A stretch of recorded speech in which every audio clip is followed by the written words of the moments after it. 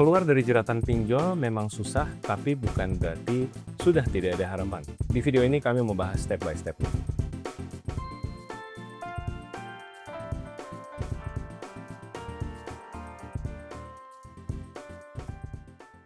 Hai guys, welcome back to channel podcast Samuel dan Claudia. Gue Samuel dan ini istri gue Claudia. Kami pasangan suami istri kantoran, teman sharing kamu seputar karir, keuangan, and all about adulting.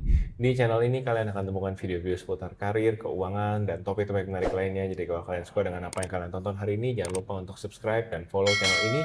Juga share dan komen di bawah kalau kalian relate sama videonya. Kita tahu ya 2026 ini tahun yang berat banget.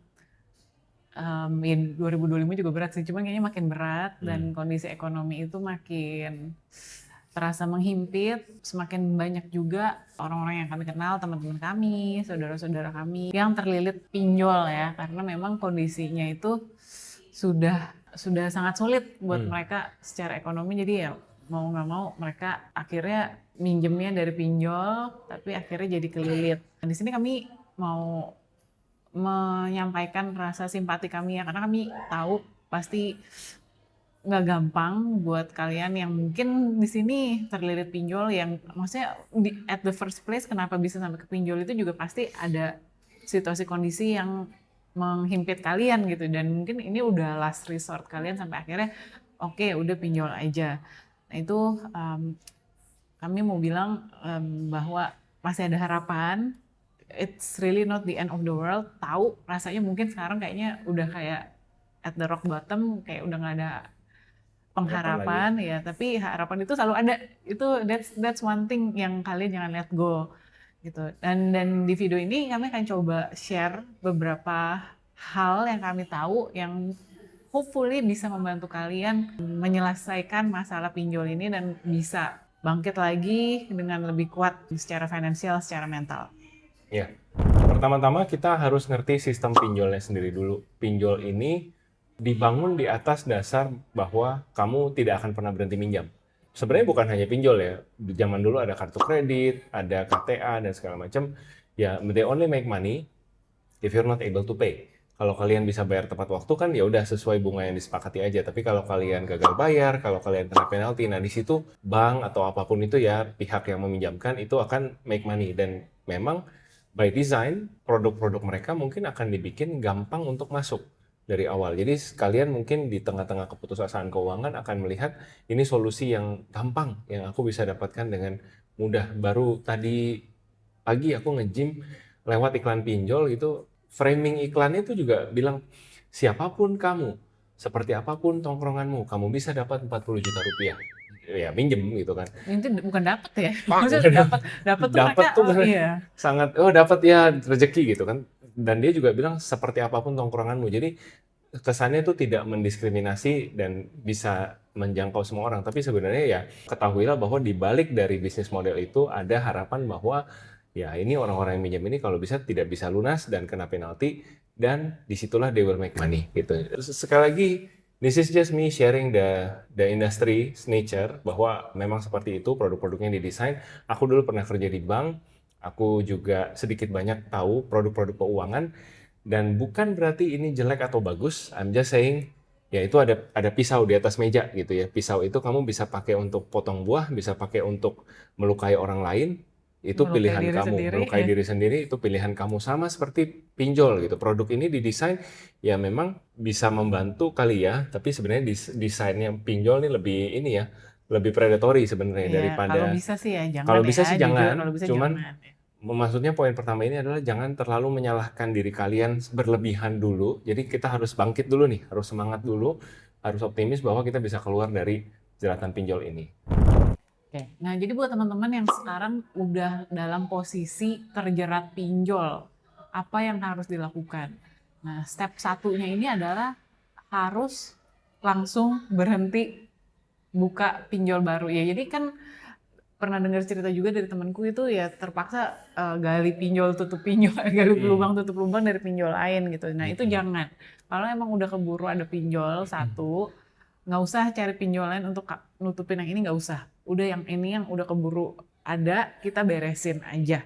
Jadi kalau memang kita udah keburu ada pinjol, hal yang bisa kita lakukan segera adalah telepon CS-nya atau tulis email atau apapun itu. Jadi kontak ke perusahaan pinjolnya ini untuk kita menunjukkan itikat baik bahwa kita mau menyelesaikan tanggung jawab loh. Memang sekarang kondisi ekonominya saya lagi susah. Mungkin saya nggak bisa langsung bayarin semuanya, tapi saya mau tanggung jawab. Boleh nggak mungkin untuk sementara di freeze dulu bunganya, jangan digulungin lagi terus. Boleh nggak cicilannya coba kamu nego mampunya berapa sebulan ya, kan kalau kita ikutin rule of thumb-nya financial rules itu cicilan kan maksimal 30% dari income kamu. Nah, oke, let's say misalkan income kamu 5 juta. Jadi kalau 30%-nya itu berapa tuh? 150, 1,5 juta. 1,5 juta. Jadi kalau misalkan income kamu 5 juta, 30% itu berarti 1,5 juta maksimal buat kamu cicil ke pinjol. Ya ini dengan asumsi kamu nggak ada cicilan lain ya. Jadi maksimal cicilan kan 30% sebulan. Nah itu coba kamu sampaikan ke perusahaannya. Saya sanggupnya cuma sekian ratus ribu atau sekian juta per bulan.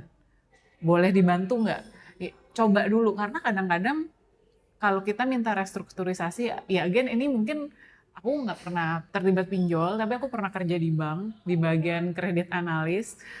Ada yang namanya restrukturisasi utang atau pinjaman, di mana si yang peminjam ini ngomong ke yang minjemin untuk tolong, ya itu tadi di restrukturisasi terms dan condition, syarat-syarat pengembaliannya dipermudah, diringankan, dan itu biasanya sih kalau again di dalam kasusku waktu kerja di bank, ya bank itu dengan senang hati akan membantu gitu, karena ya mendingan mereka uangnya balik walaupun sedikit atau walaupun lama daripada nggak balik sama sekali, ataupun lebih parah lagi daripada si nasabahnya ini ya kenapa-napa gitu, malah jadi terlibat kriminal dan sebagainya. Karena terlibat utang kan malah jadi nama baiknya si bank ini juga rusak gitu. Jadi menurutku sih coba dulu aja telepon dan sampaikan niat baik kamu, sampaikan kemampuan kamu sejauh mana. Mudah-mudahan dari mereka bisa mengabulkan. Kemudian step selanjutnya adalah kalian lakukan pemetaan semua utang kalian. Ini mungkin buat yang udah kronis ya, yang udah beberapa pinjol masuk, kemudian ada utang sekian di sini, di sana, di seberapa. Nah itu kalian petakan semuanya supaya kalian bisa tahu ini yang paling kritis yang mana, yang harus dibayar duluan yang mana, yang paling serem gerak-gerik debt collectornya misalkan tuh yang mana. Jadi kenapa penting untuk dicatat supaya kalian punya visibility, kelihatan di mata kalian ada berapa pinjol yang aku punya. Kadang-kadang ini juga ngebantu kita menenangkan pikiran. Kalau udah pindah dari kepala ke kertas itu kayak oh ya udah ada di situ, masalahnya udah dikeluarin, saya bisa lihat dan saya bisa berpikir dengan lebih jernih. Jadi ini juga mungkin bisa dilakukan khususnya buat kalian yang pinjolnya lebih dari satu. Iya, tadi kalau susun prioritas pinjol itu mungkin bisa ditulis juga tadi, selain nominalnya, jumlahnya, dicatat juga bunganya berapa persen dan tanggal jatuh temponya. Jadi coba diurut-urutin. Kalau aku sih, aku akan urutin mungkin dari yang jatuh temponya duluan. Terus habis itu yang bunganya besar duluan. Karena bunga itu kan ngegulung ya, dan serem banget kadang-kadang pokoknya berapa, yang jadinya jauh lebih besar dan jauh lebih memberatkan itu dari bunganya. Jadi coba ya diurutin dulu kayak begitu, terus baru kalian bisa menentukan prioritas yang mana harus diberesin duluan. Oke. Langkah selanjutnya adalah kalian harus cek legalitas pinjol kalian. Ini posisinya memang mungkin susah kalau kalian ngerasa udah di bawah gitu ya. Ya gue udah minjem, ya udahlah apa boleh buat. Cuman jangan lupa bahwa banyak pinjol-pinjol yang cara dia beroperasi atau bahkan dari awalnya nggak punya izin. Dia main buka aja. Dia punya modal, dia main buka sendiri. Itu nggak boleh.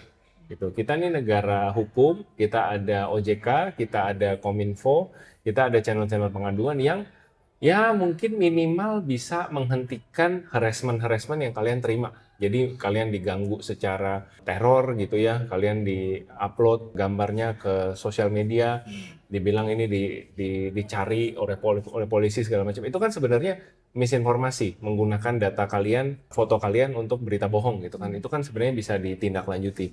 Jadi pertama-tama kalian cek dulu, tinggal googling ini sebenarnya pinjolnya terdaftar di OJK atau tidak. Ya, kalau tidak terdaftar ya kalian bisa laporkan lewat aduan OJK 157 atau email ke konsumen@ojk.co.id. Ya mungkin ya elah kok cuma lapor doang paling juga nggak ngapa-ngapain. Ya minimal kalian melawan gitu, melawan dengan cara ini cara-cara yang ilegal untuk bisa menagih kembali, itu bisa berhenti. Teror itu bisa berhenti minimal. Iya, kan Ya. kalau yang lapor banyak, mungkin mau pikir ya cuma satu story cuma aku doang. Yang nggak tahu ini kalau banyak yang lapor dan memang beneran ilegal dan bisa ditutup kan berarti ya bagus dong gitu kan satu satu pinjol ilegal tertutup gitu karena banyak yang komplain. Jadi ya apapun itu kan kita coba aja ya kita bisanya apa ya kita kerjakan. Jangan jangan merasa kayak aduh nggak ada gunanya. Coba dulu it's only an email away gitu kan Betul. nggak rugi apa-apa. Dan sorry tadi belum mention, kalau kalian mau cek legal atau ilegal, jadi ini ada hotline WhatsApp dari OJK, nomornya 0811 571 571 57. Jadi kalian bisa WhatsApp ke nomor ini, nanti kayaknya ada AI-nya gitu yang bisa ngecek ini pinjol kalian legal atau ilegal, kalian tinggal sebutin nama pinjolnya aja gitu. Terus habis itu, kalau misalkan ada konten-konten yang ya itu mencatut nama kalian, kalian dibikinin deepfake Dipermalukan atau lah ya. dipermalukan dengan cara apapun, itu kalian bisa laporkan ke Kominfo. Kalian bisa buka website Kominfo aduankonten.id untuk melaporkan kejadian tersebut. Dan kalau ada apa-apa, selalu screenshot, selalu dokumentasikan buat bukti. Karena mereka sebenarnya tidak diperbolehkan menagih seperti itu. Kalau aku dulu pernah kerja di, bukan pinjol sih, tapi perusahaan pembiayaan konsumer elektronik, mau beli TV, mau beli rice cooker, perusahaan pembiayaan. Nah, itu kita diajarin cara menagih yang benar. Menurut undang-undang, menurut hukum, ya harus ada bucket-bucketnya gitu. Ini pertama tagihan lewat telepon, tagihan 1, 2, 3. Habis itu nggak ketagih, baru tagihan fisik. Nah, maksudnya didatengin, 1, 2, 3. Jadi ada step by step, ada prosesnya yang harus dilakukan. Jadi kalau kucuk-kucuk dia langsung tiba-tiba nyebar, ngeblas ke kontak kamu, yaitu cara menagih yang sebenarnya tidak proper. Yaitu harus berani, kalian harus laporkan kembali. Nah ini langkah selanjutnya buat teman-teman yang lagi terlilit pinjol adalah untuk tidak menyerah ya. Ini mungkin terdengar klise atau mungkin kayaknya gimana ya caranya nggak menyerah gitu. Tapi memang caranya ya kita nggak boleh hilang harapan ya. Oke, kita sekarang kayaknya udah aduh semuanya udah gelap nih nggak tahu gimana caranya tapi oke kita coba istirahat dulu sebentar, tarik nafas, besok pagi bangun, ayo kita bangun lagi, ayo kita coba cari lagi kerjaan apa yang bisa aku kerjain.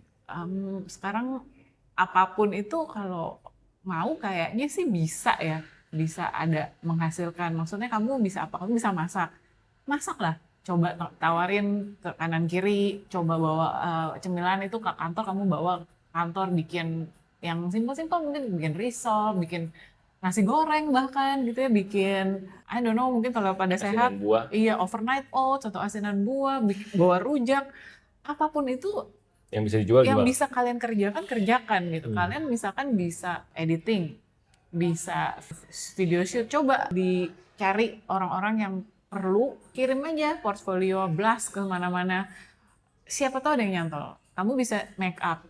Coba aja blast di mana. Juga di bawah sini di comment box section, nanti kalian misalkan punya keahlian apapun, taruh aja. Siapa tahu ada yang butuh, siapa tahu ada yang cariin, siapa tahu jodoh cocok dan bisa kerja sama. Jadi jangan hilang harapan, jangan terpuruk lama-lama, bangkit lagi dan cari lagi apa yang kira-kira aku bisa kerjain, ya kerjain.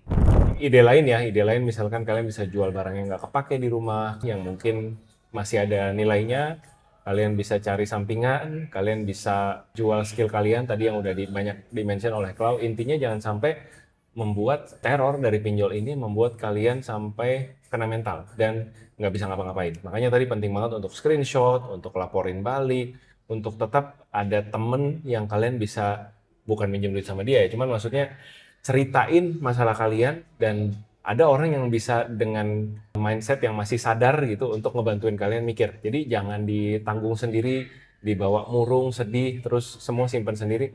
Yang ada makin terjerat dan makin susah. Jadi kalau ada orang-orang yang kalian bisa percaya di sekitar kalian, coba mulai cerita, bantuin gue mikir dong, bantuin gue mikir untuk cari solusi sama-sama. Ya, kita paham banget bahwa sebelum bikin video ini juga kita tahu ini topik yang mungkin bakal berat, tapi kita mau kasih tahu teman-teman bahwa ada harapan meskipun prosesnya bisa berlangsung lama, mungkin bulanan, tahunan bahkan, tapi ini bisa selesai ya. Ini bisa selesai dan ada di ujung itu ya ada kembali lagi ke normal itu bisa banget gitu. Keuangan yang sehat lagi itu bisa banget. Dan yang paling penting dengan kondisi ekonomi yang ada sekarang, ketahuilah bahwa kalian nggak sendirian. ya. Ini bukan sesuatu yang kalian harus malu, harus ini aib yang harus saya tutupi, bukan. Karena memang kondisi ekonomi sekarang banyak orang-orang yang juga kesulitan dan terpaksa ambil pinjol tuh banyak banget. Jadi this is not unique to you, don't shame yourself. Yang penting cari solusinya, bangkit lagi dan lawan rasa malu itu dengan perjuangan kalian. Ya, you guys are not alone. Keep fighting, hoping, keep believing that it will get better one day. Ya, mudah-mudahan video ini bisa membantu sedikit banyak buat kalian yang juga punya masalah atau punya solusi buat pinjol dan pengen berdiskusi, feel free untuk pakai comment section di bawah untuk ngobrol-ngobrol dan saling membantu. Thank you so much for watching, take care and see you guys in the next video.